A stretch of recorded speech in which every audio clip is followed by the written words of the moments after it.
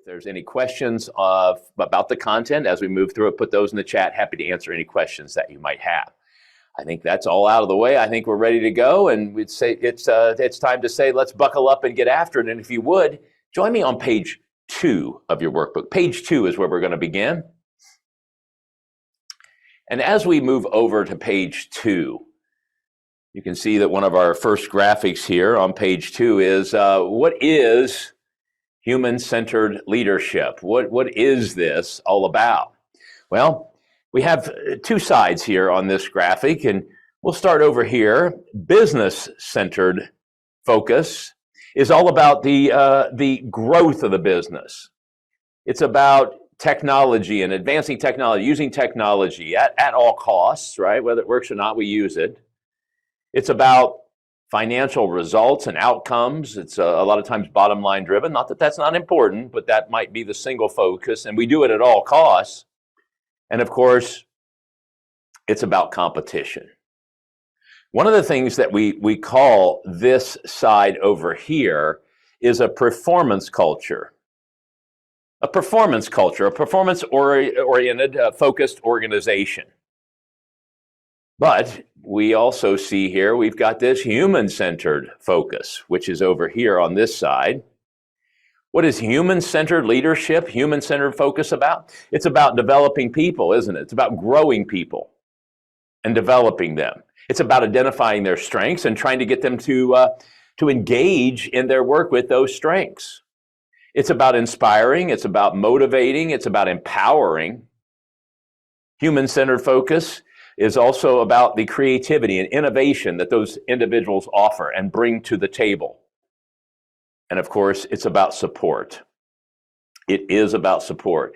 And that support is, yes, it's about us giving our teams and individual team members as a leader support, but in a human-centered leadership team and environment, team members are willing to support each other, and they trust each other, and they know each other have their back and are watching out for them and will help out as much as they can.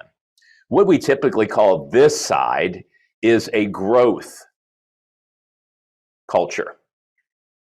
And we know about some of the upsides and downsides, as they say, as these performance cultures emerge, and as we think about developing the growth culture.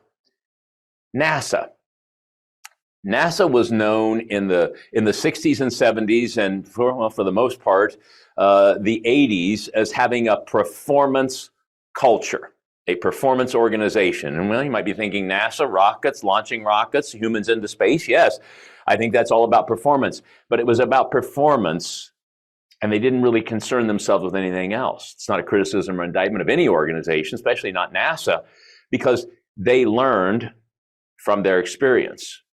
That performance culture was around all the way through the Challenger disaster. It was at that point, after that tremendous loss and that experience, that NASA stepped back, as they should, the right thing to do, and kind of say, hey, what's going on here with our culture? And they made a pivot. They actually did. They turned their back on that performance culture and said, we need to switch to a growth culture. What happened with that? Well, there was increased transparency between departments and operating sections. There was no siloing or isolating anymore. Everybody was free to speak and work with each other in a transparent way. Communication flowed in a two-way process. They did improve communication models as well, not only in the frequency of the communication, but how they were communicating and about what. And yet still, there was a huge emphasis on safety in that growth culture. So you can see that there is a way to make this switch. You can see, again, upsides and downsides of these. And by the way, you might be thinking, well, wait a minute. My organization wants performance. Yes, and so does NASA, and so do other organizations. How we get that is having that human-centered approach, or growth. By growing and developing and supporting our team and having our team members support each other, we get the performance that we want. Let's take a look at page 2 in our content. And it talks about on this page, why organizations need human-centered leadership. Well, one of the things that we know and probably don't need me to mention any stats or surveying that being done, is that burnout is at an all-time high right now because of an always on culture.